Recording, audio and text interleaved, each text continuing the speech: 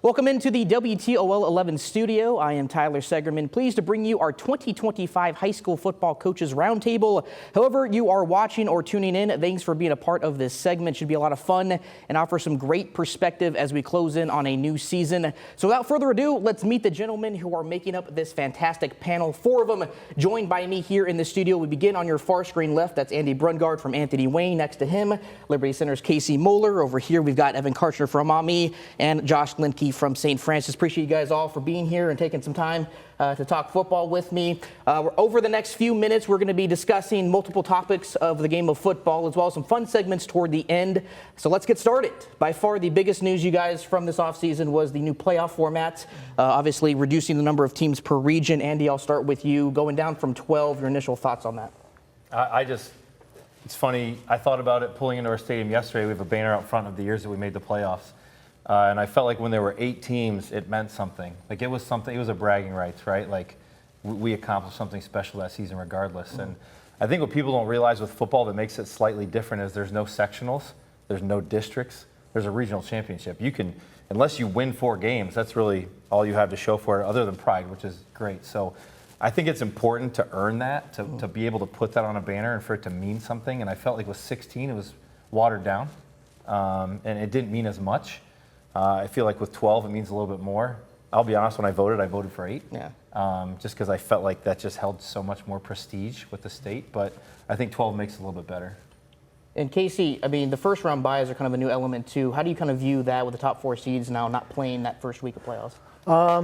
It's a little scary, to be honest. I don't know how you navigate a bye. I feel like with us, it's like we love the routine. The same every week, and then when you don't have a game for 1 week, I mean, really, you don't play for 2 weeks. So if you're fortunate to be in that situation where you get a bye, you're going to have to figure out how to navigate that and what you're going to do and how much time do you give kids off, things like that, but you still want to stay fresh. What scares me is you look at the college playoff, and every team that had a bye this year lost. Yeah. So it might be nice to kind of get a break, but at the same time, I think it's just another challenge that you're going to have to navigate and figure out. Absolutely. And you guys want to piggyback off your initial thoughts on the news and then also kind of how you guys feel like it's going to be different this year, going back down to 12? Yeah, I mean, the piggyback off Andy a little bit there. I do think what makes high school football, especially in Ohio, special is, hey, you have to earn your spot in the playoffs. And I agree. I think 16 watered it down a little bit. I voted for 12 because I remember the years where, Gibsonburg went 10-0 and they didn't get in and they won their games and took care of business. And, and you could argue between 8 and 12, and I'm sure when they went from 4 to 8, you could argue that as well. But I did think 16 was too much, so I'm happy with the new playoff format, and I'm looking forward to competing in it. Yeah, Josh, what about you? What did you vote for, and how do you feel about it? I voted for 12, and I think Evan and I can speak kind of uniquely with taking over some struggling programs. I think when you are taking over a struggling program, to kind of have that nugget to hold out there and have that opportunity to make the playoffs is something that is huge for your program to kind of kickstart it going forward. So, but I think 16 was too many as well, because I think we look at first round matchups and you look at some of those 1 versus 16, 2 versus 15. There's a lot of games that are very lopsided, and there's games where, for Marion Local, for instance, right? I mean, they had to go find a team that they played already weeks prior, and that team had already turned in their pads, for the season, so they had to go redistribute equipment and, go play Marion Local, which is a game they probably figured they were going to lose. So, when you look at it in that sense, I think, the state has gotten it right, getting it down to 12. So I think it also gives you opportunity, though. Like we were a 10 seed this year, and we went to Avon Lake and won. So in the old format, we wouldn't have gotten in, and we had a good football team last year. So I like where it's at now, and I think going forward, I think we'll see some good football. Yeah, you mentioned the seeding, because before COVID, there was only 8 teams that got in. That was kind of the norm throughout Ohio. Do you guys feel like the state, now that they made this move, that we might be getting closer to 8 again, or do you feel like 12 is kind of where it's going to stick? I think 12 will stick for a minute. I think things can always adjust and you can reevaluate things, but I think 12 will stick for a minute. I think that, I do appreciate the state listening to the coaches, right? Because I think all of us are in the thick of it. We see it week in and week out. And I think when you look at it from the player perspective, when you talk about high school kids, when you talk about camps in July and then you make a state title run, those kids are playing for almost 20 straight weeks. And the NFL, they don't do that. College football, they don't do that. So to ask high school kids to do the same thing is tough. So I think that, it's going to probably be an ever developing thing. And I think as long as the state is willing to listen to the coaches and hear feedback, we can move in the proper direction. Absolutely. I had this question kind of further down the lineup here, but I'm going to piggyback off because you mentioned the seeding, how you guys are trying to find. I mean, obviously you win. That's going to take care of what you guys need to do. But Evan, I'll start with you here. When it comes to scheduling, obviously with you guys all being part of a league, most of your schedule is already made up. Has it become more difficult? Has it become easier to find those other opponents to fill in? And when is kind of the time that you want to finalize your schedule? I mean, with scheduling, obviously, it becomes hard. We try to work a couple years in advance just to get those taken care of. And like Josh said, we took over a struggling program at Maumee, and it was really important for us to win, right? I mean, taking over a 1-38 team. And I had no say over the schedule we had when we came in. But I said once we get we get situated and we get our program the way we want, I always said we wanted a team that, hey, we think we could beat. We want a team that's better than us, and we want a team that's the same, right? And because you want to play good teams, right? If you want to make a playoff run and you want to be in that state Final Four and you want to hold up banners, right? You got to play tough teams, and we want to play tough teams. You see our schedule this year. We picked up Napoleon. We still have Springfield. And those will be good ball clubs for us to test us before we get in the conference play. Absolutely. Casey, did you want to piggyback off that? We haven't had to do a lot of scheduling over the years. Our league has been kind of set for a while, but we've always had maybe 1 week where we've had to find, and it can be a challenge to find a team in the area, for us that's similar size, has an opening that week and things like that. But I think as you let more teams in the playoffs, I don't think teams are going to be as reluctant to play maybe a team that they feel like is stronger. They know they can go out and play good competition, and it'll get them ready for the playoffs, even if they don't win, because I think that's going to make them better whether you win or lose. But scheduling can always be a nightmare just because it's so hard to make sure you get things lined up where you both have an opening. We were looking for an opponent for this coming year, week 2, and it was like we had 4-hour bus trips we could have taken, and we were lucky to get something under an hour. So that's always a challenge, though. Yeah, so, and Andy, the timing of it, when do you kind of start reaching out? I mean, obviously you guys have contracts and kind of commitments ahead of time, but when do you kind of start reaching out about your non-conference opponents? We don't have a non-conference right now for 2026, week 1. Okay. And our AD and I have been reaching out for 2 years. You usually like to have it in place 2 years in advance. We're in a weird place right now, similar to what Casey was saying. You're looking for a school your size. Because really what it comes down to now, if you want the bye week or the top 4, you really have to start considering, too, like what division are the teams that we're playing and how many points do they carry if we beat them. And we're in a weird scenario right now, like looking down the path of Liberty Benton's joining our conference. We potentially have to play Liberty Benton. And this is no insult to Liberty Benton. They're Division 5.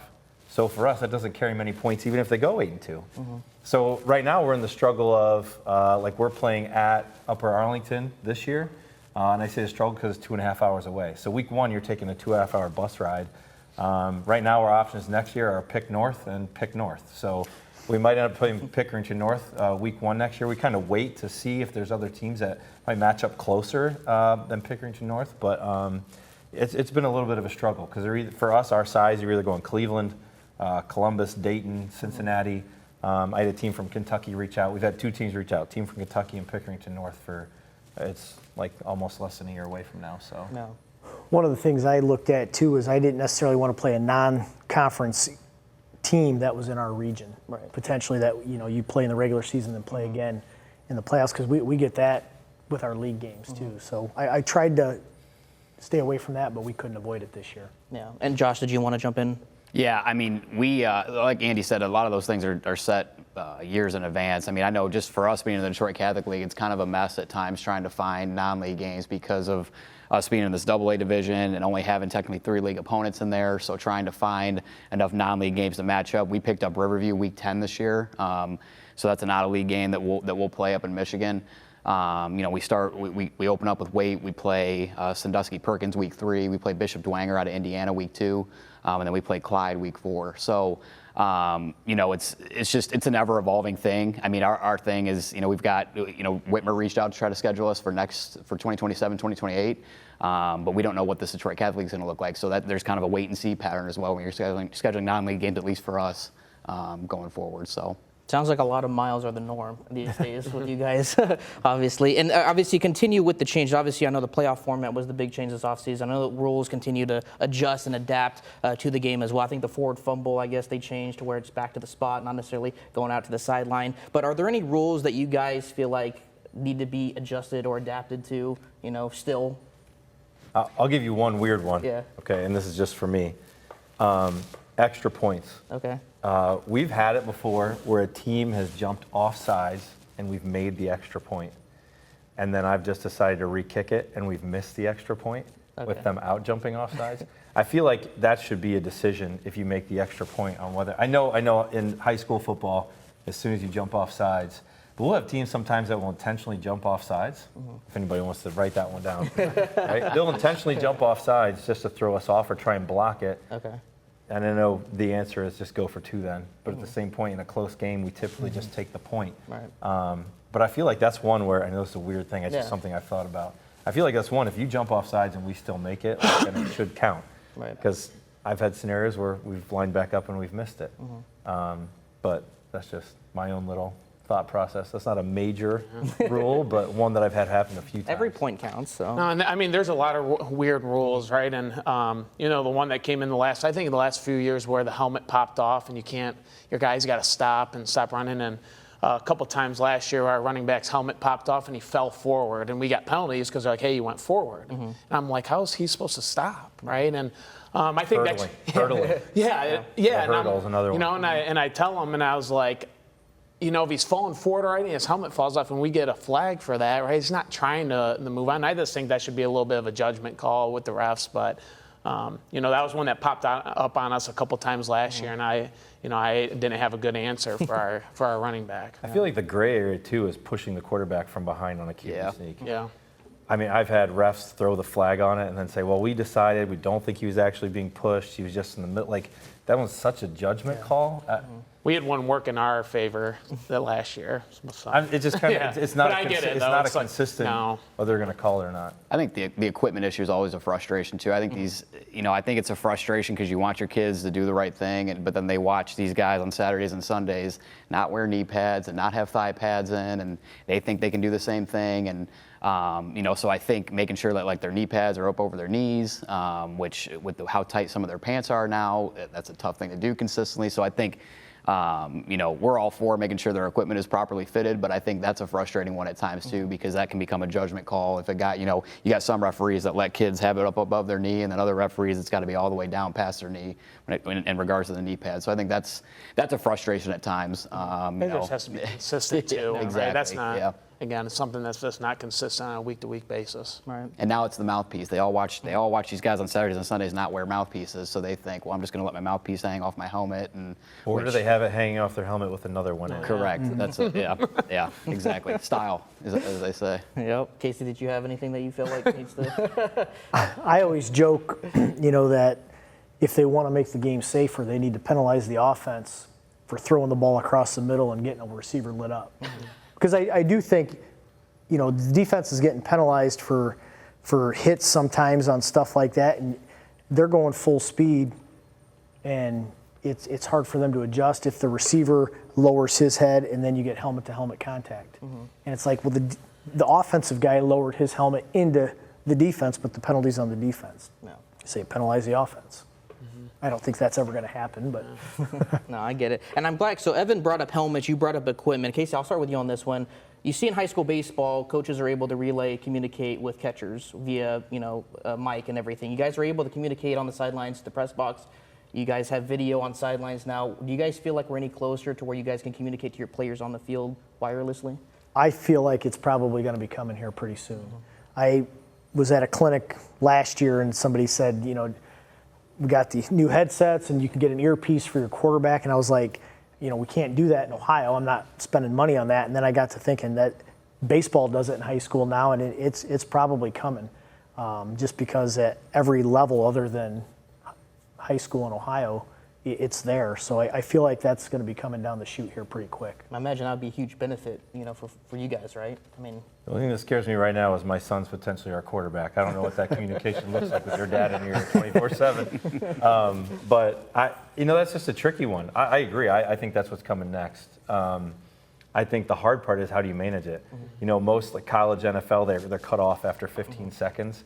I mean, could you imagine as a player? I don't think they want to hear everything that I'm saying the entire game. Yeah, are you going to tell them who to throw to? And You're going to hit the curl here, read the flash defender. So those are things that have to be worked out. I mean, that would be almost as big as a learning curve for us as it would be for the players. Because just like you said, I mean, at some point you got to stop talking. Right? Sometimes telling them that still doesn't matter, though. They still end up doing what you told them not to do. So Pick one side.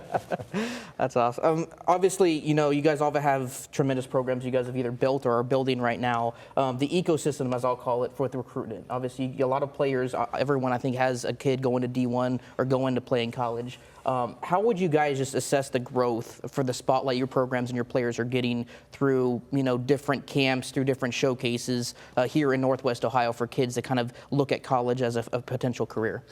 Yeah, I mean, I think that's important, right? You sit there and you try to get kids to play football and come out to your program, and I always said kids want a couple things, right? They want to win, or they say they want a scholarship to go play college football, or hey, I just want to hang out with my friends. Those are the three that I get the most. And the guys that want to play college football, I try to help them as much as I can. Obviously, coaching college football before, I try to get them as hooked up with as many guys as I know. And I'll be truthful with them, right? Whether what I think and where I think their best avenues are, so you're not wasting your time. Because there's a bunch of stuff out there, right? You could go to a bunch of different combines, a bunch of different camps. Are you wasting your money? But the big thing with our guys, especially when I first got to Maumee, I was like, none of this matters if we go 0-10, right? No one's going to – I've never seen anybody get a D1 offer and didn't win, right? So we got to win. We got to be focused on that. But I also tell my guys, hey, it's okay to also be a little selfish, right? And in sports, you want to achieve your goals and you want to go do great things. And a lot of times, hey, if we got D1 football players or D2 football players, we're probably winning games, right? And again, just sort of focusing on, hey, where's my path? Where do I want to go?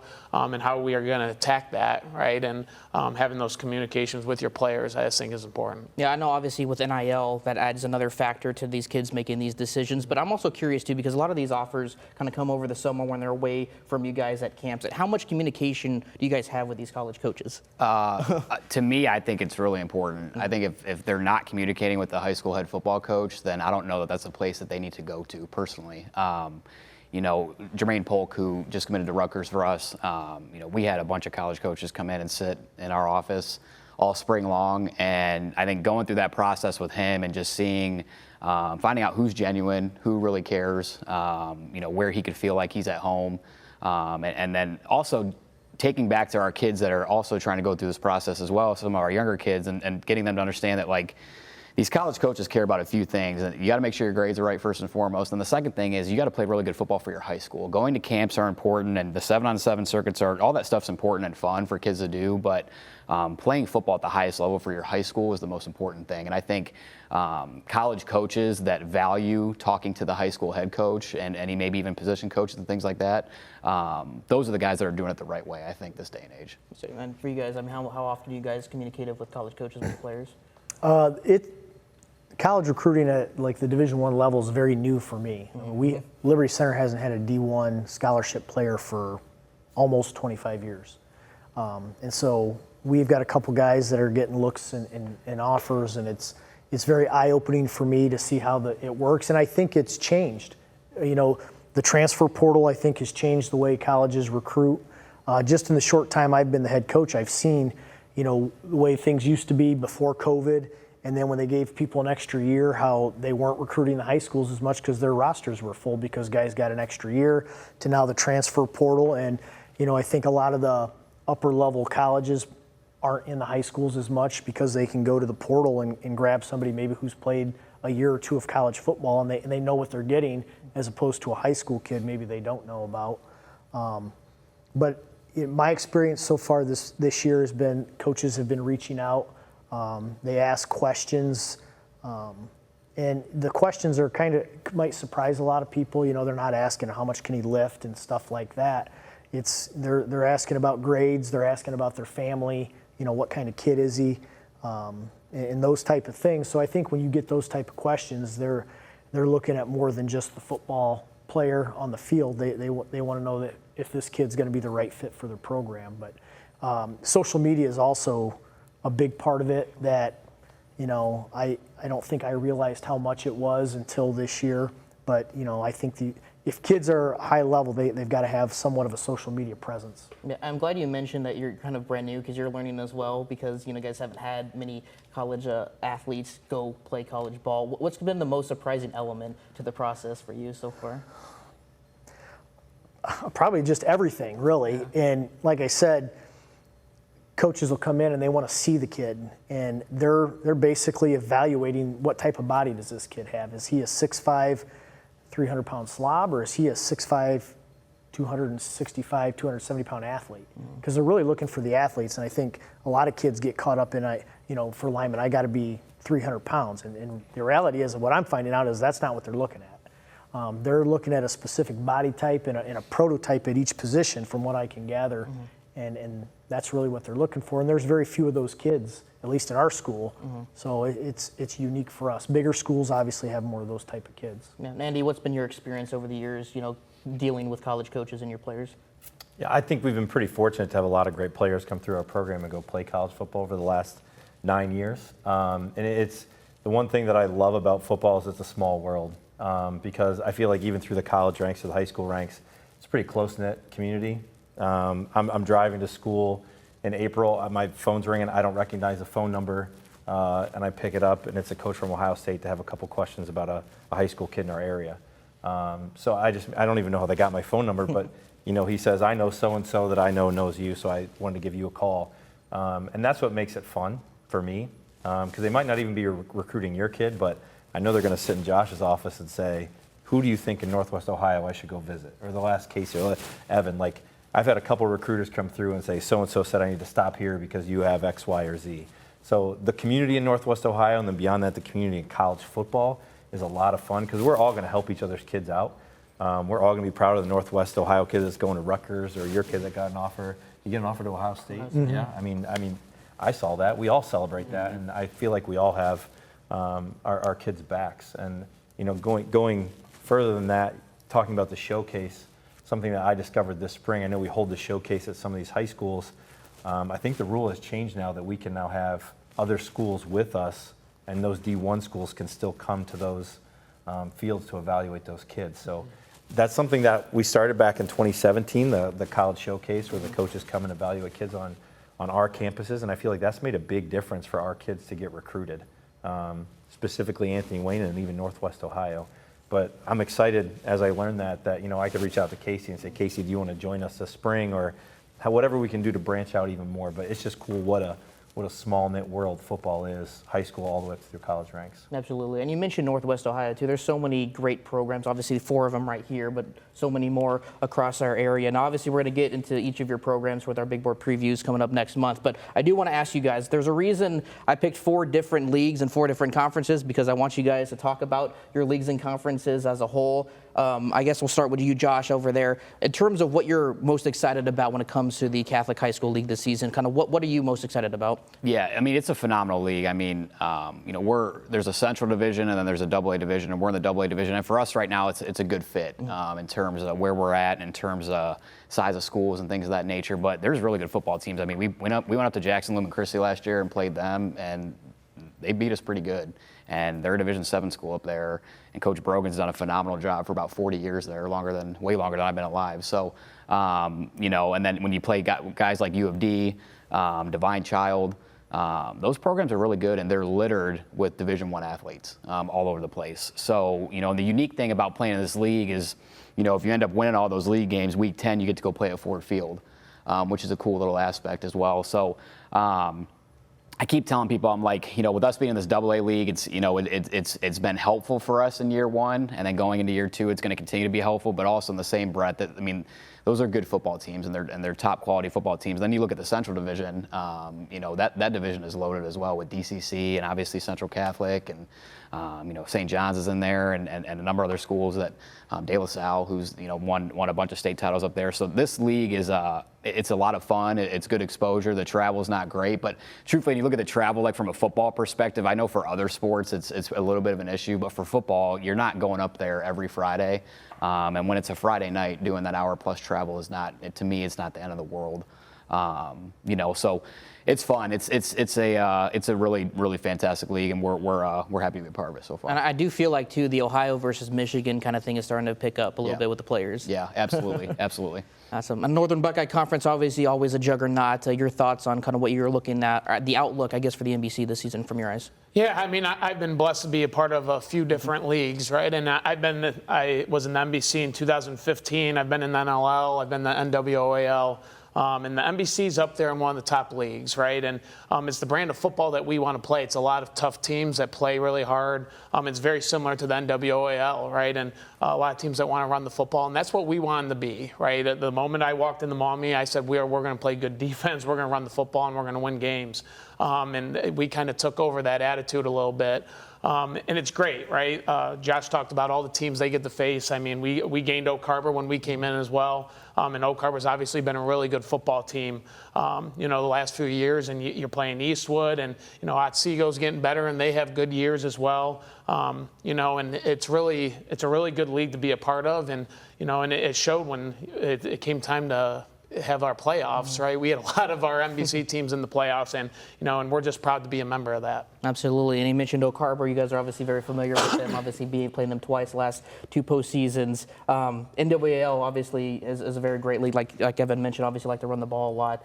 Your outlook, I guess, and your kind of not prediction, but just kind of your excitement level looking at the league again this year. Well, I think year in and year out, our league is, very good football, and any team from our league that gets to the playoffs is well prepared.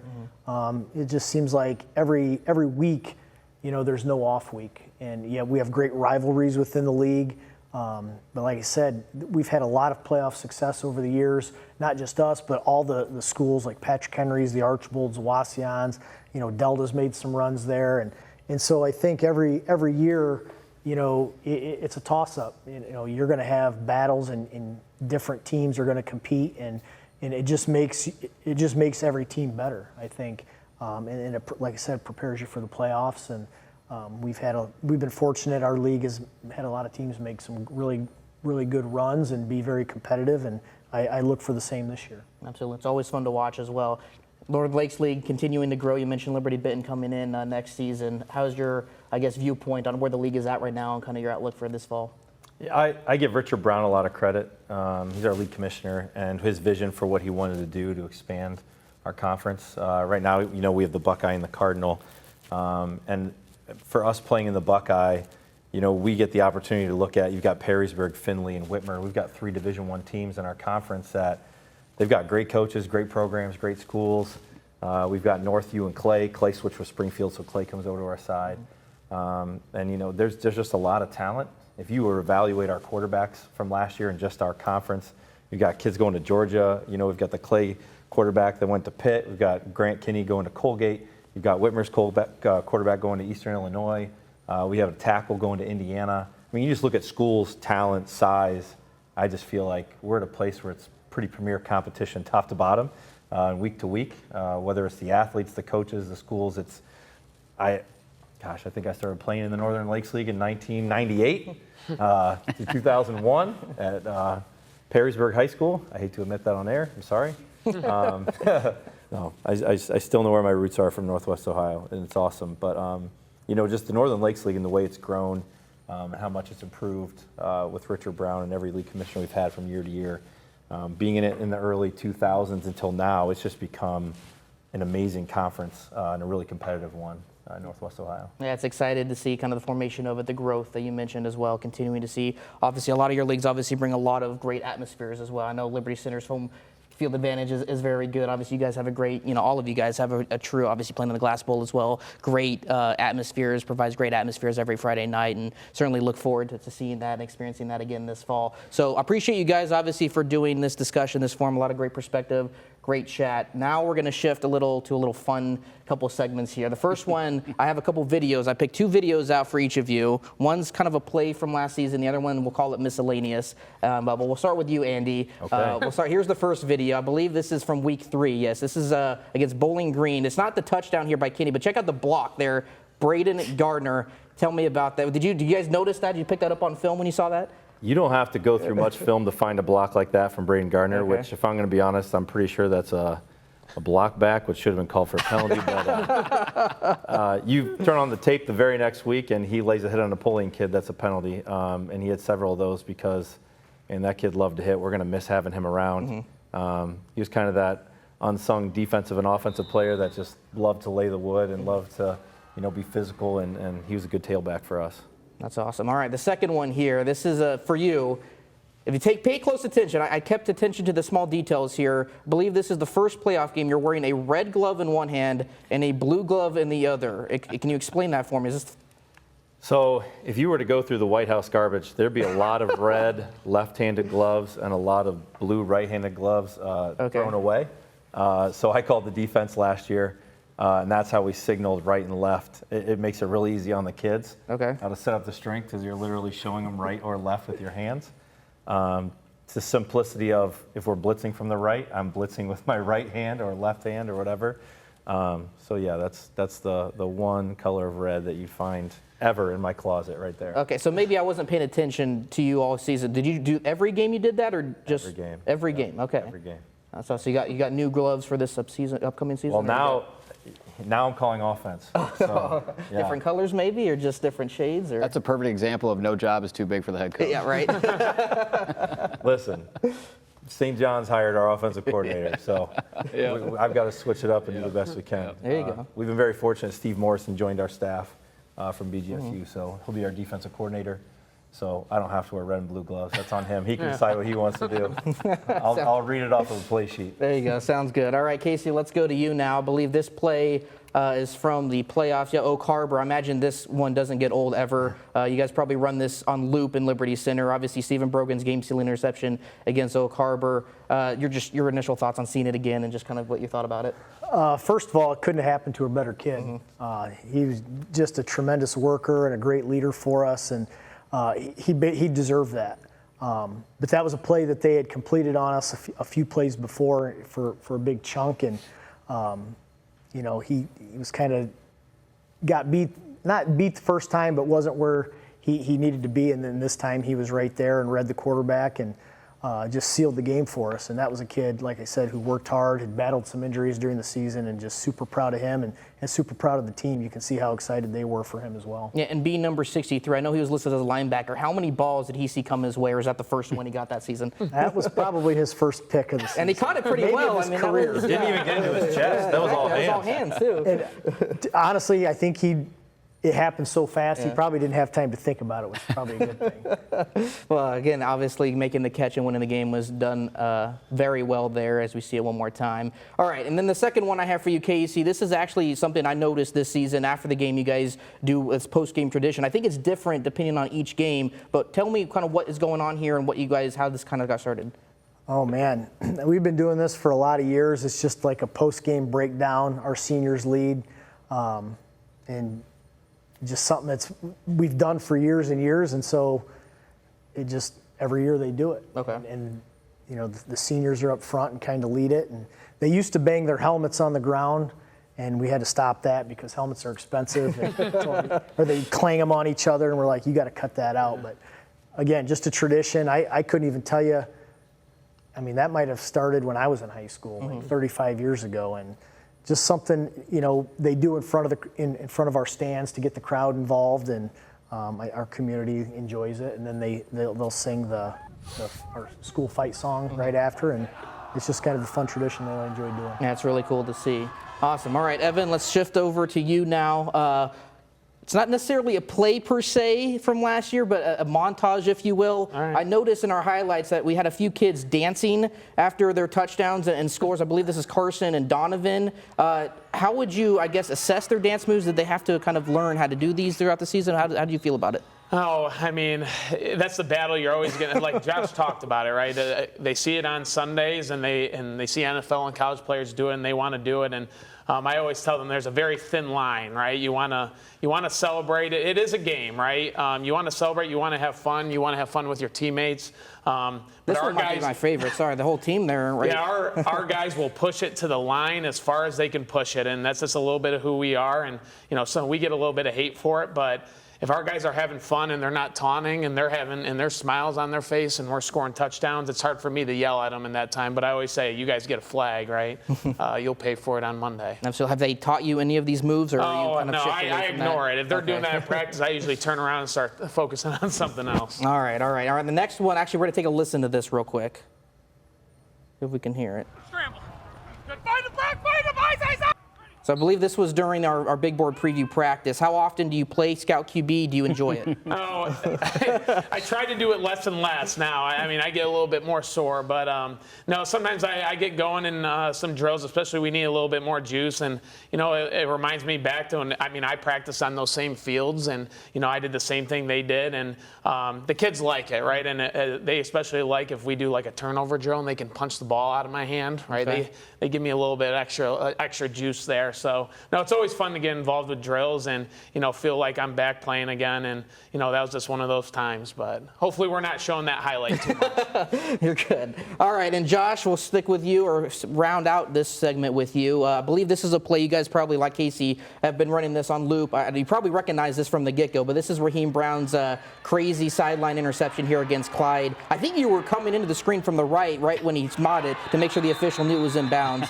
What do you remember most about that play?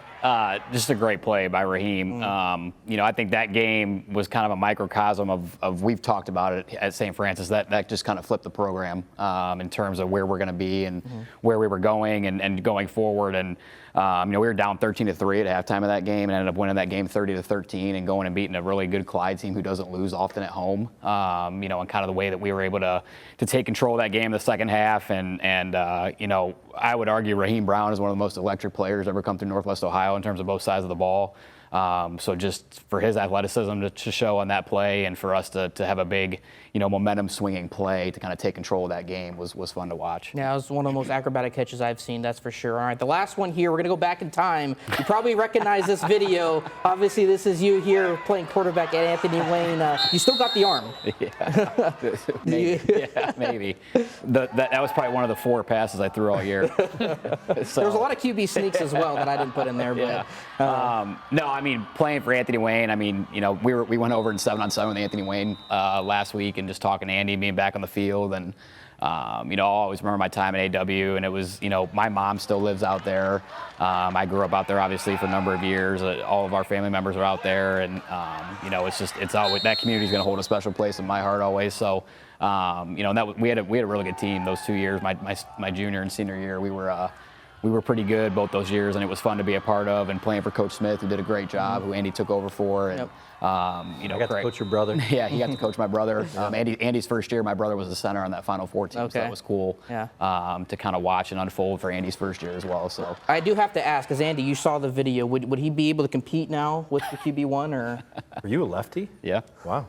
Still are a lefty? Yeah. He changed it up. I don't know if people know, but if you're a lefty, the ball spins the opposite direction than a right-handed quarterback. So I wouldn't win a starting quarterback job in any of these offenses nowadays. Maybe in Casey's offense, but not in these offenses probably not. All right, awesome. All right, we reached our final segment. This is going to be a little rapid-fire questionnaire. You guys can take your time, obviously, answering these questions, but we're going to kind of go around, bounce around the round table, so to speak, because this is what it is. And Andy, I'll start with you. All right, question number 1.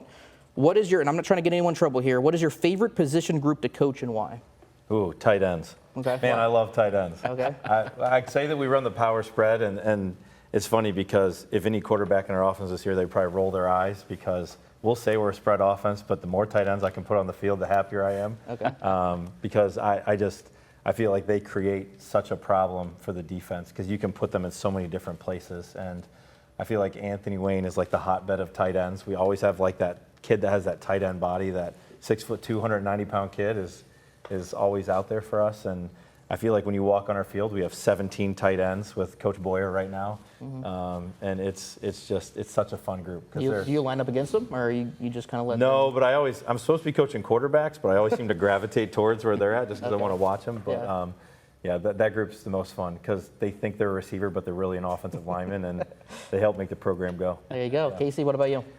Probably defensive backs. Okay. I think it's one of the biggest challenges in football today with, spread offenses and how prolific, teams are throwing the ball. It's a huge challenge, and I feel like you got to be at the top of your game, and it's something that I guess gets my juices going a little bit because you got to, when a defensive back gets exposed, everybody in the crowd sees it. If a defensive lineman makes a mistake, he's got two other levels that'll, pick up the slack for him, and people don't notice things like that, or even a linebacker. But when a DB makes a mistake, the whole crowd knows it. So you've got to be really good and on your game, and I just kind of enjoy doing that. Absolutely. Evan, what about you? Your favorite position group to coach? My heart's always with the linebackers, but there's something about the offensive line, right? I mean, I always think they're a team within your team, and sometimes they're a little bit odd, right? But going over there, I mean, especially at Maumee, they always have juice. They're always hitting the pads hard.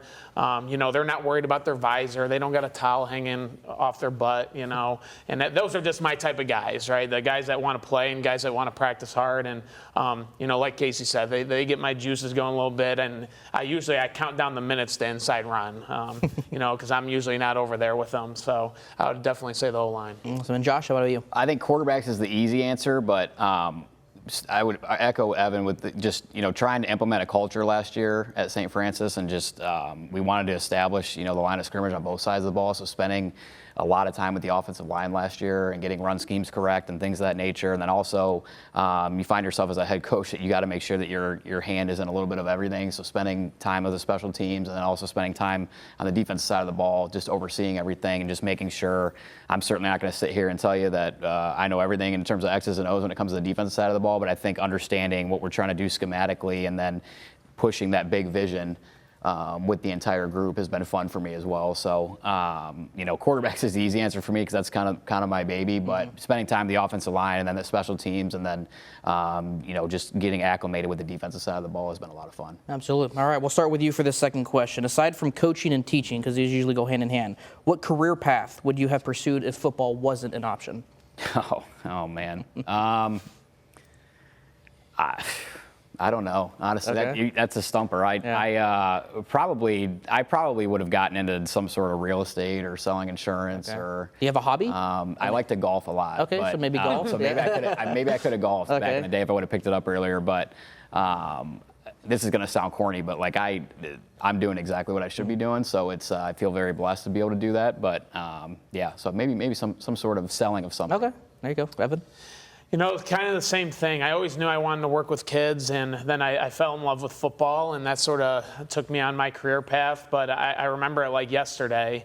My brother and dad are both CPAs, right? They're accountants, and I show up at BG with the other football players. We're all picking our majors, and I'm like, I'm going to be an accountant, right? And my dad's there with me, and then I remember it like yesterday. He goes, "You're not an accountant." He would be miserable sitting at a desk and and doing that and working on a computer. He goes, "Don't you want to work with kids and coach?" I was like, "Yeah." He's like, and then I remember my advisor's like, "Hey, maybe you could be a teacher. How about a math teacher?" Everybody's always looking for a math teacher, and never changed my mind. Took those classes, and here I am now. There you go. Well, it's worked out for you. Oh yeah. All right, Casey. What about you? Any? When I was really young, I always told my parents I wanted to work at the landfill.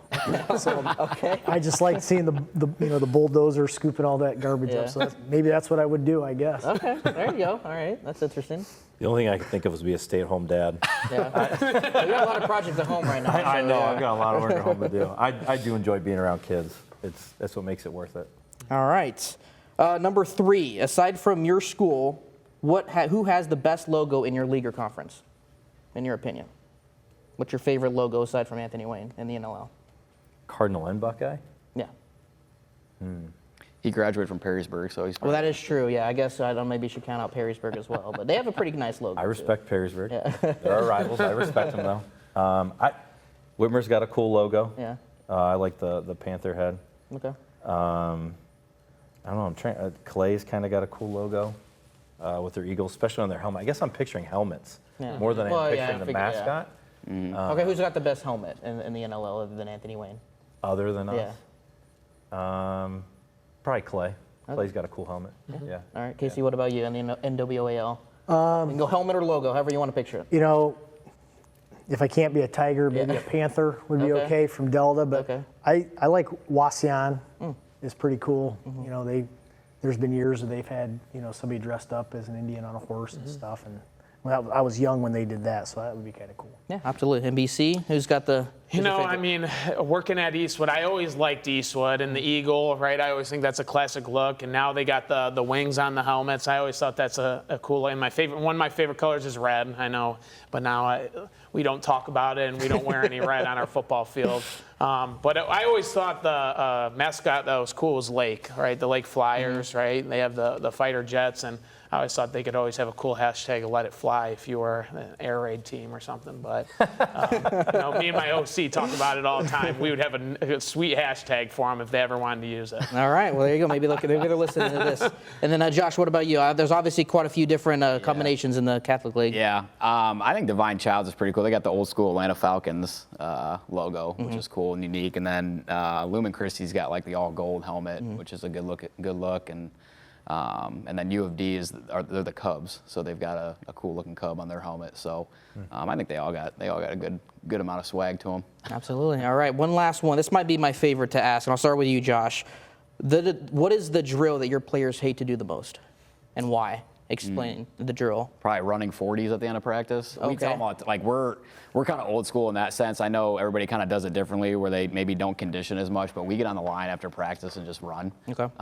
So we've got days for that we do that. So I think probably that portion of it, especially after a tough practice, that's probably not their favorite part of it. So.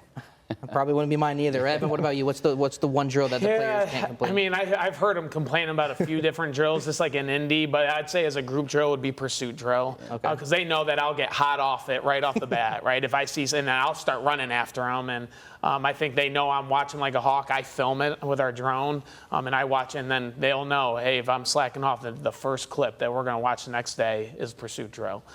So they know we're all watching, and they don't really know when it's going to end. So I think they dread that a little bit, but I tell them, right, it's good for us, and I show them in times where it comes up in games. Absolutely. Casey, what about you? Any drills that stick out?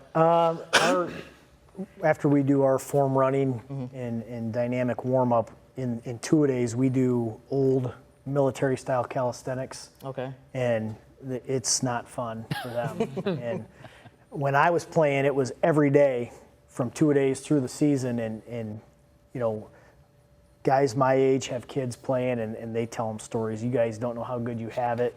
And we still do it, but it's not like it used to be, but kids hate it. Okay. Because we're pretty strict on everything's got to be perfect. Everybody's got to be counting, and push-ups, jumping jacks got to all be in sync, and kids dread it. Andy, any drills that your kids dislike the most? I don't think any kid likes the pursuit drill. That's just not a fun drill. For us, it's not really a drill. It's our, like, if you get a penalty or if there was an issue, we do a reminder, and it's a sprint 60, back pedal 40, and bear crawl 100. Oh, it just sounds a lot. It- Sounds like it a lot. is- Yeah, it is not. The kid that enjoys it is the one that you know is giving you an issue. Right.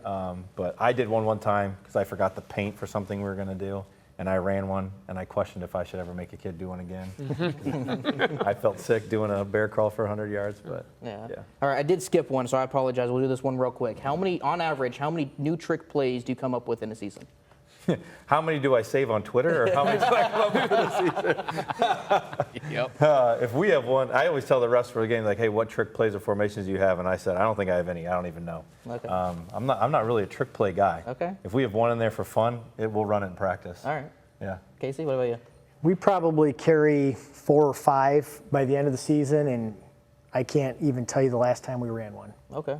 Do you come up with them yourself, or is it the coaches? Or Coaches, Twitter. Okay. I've got a bunch saved on Twitter, but We just share bookmarks. I think we all have that bookmark.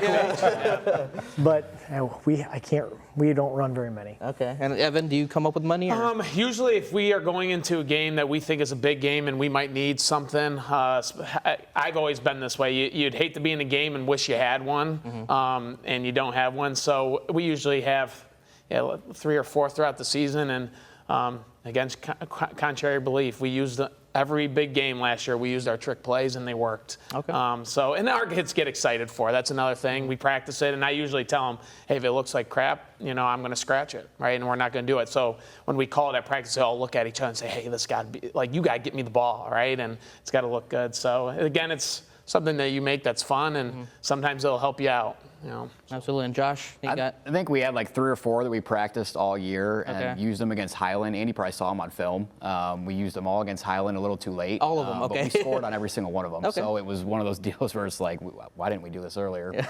But we did the old hook and ladder one. We did the, saw the flea flicker, yeah. We send the slot in motion and throw behind, and then he threw the double pass. So, but we repped them all week, every week, and then used them week 12 against Highland when it was too little, too late. But usually we keep 2 or 3 and just rep them all year, and if we need them, we'll pull them out.